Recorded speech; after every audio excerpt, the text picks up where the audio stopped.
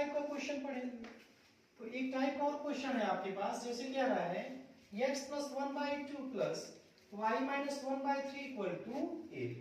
दूसरा क्वेश्चन है आपका x - 1/3 धन y धन 1/2 = आपका 9 है। अब इन दोनों समीकरण को हल करके x y का मान ज्ञात करना है।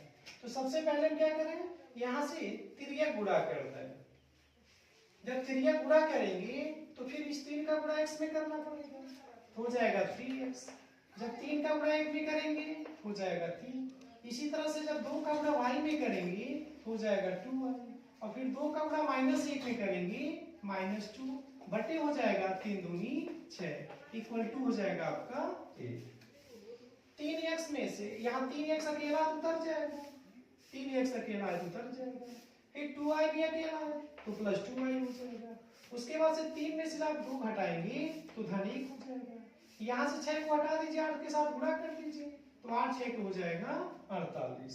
अब इसे को उधर पक्षांतर कर लेते हैं, यानी कि 3x + 2y = हो जाएगा आपका 48 - 1, और जब 48 में से 1 घटाएंगे तो 47, यानी इक्वेशन आपका चेंज हो गया, वो हो गया 3x + 2y = 47।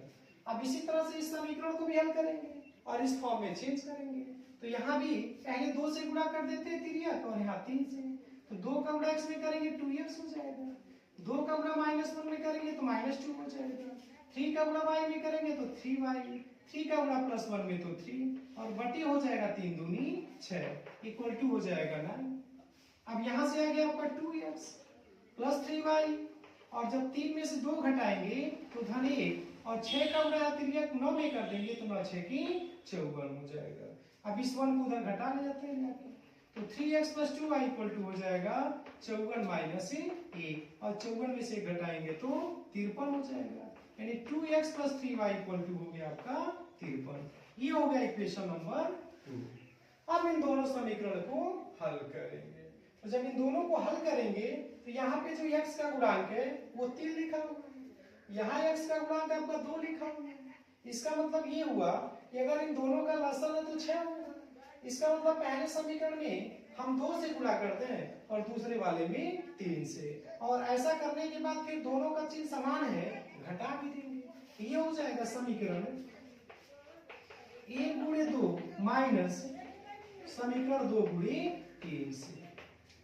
जब आप 1 में 2 से गुणा करेंगे 6x हो जाएगा, 2 में 3 से गुणा करेंगे 6x हो जाएगा, और जब घटाएंगे तो ये माइनस और ये प्लस तो कट जाएगा।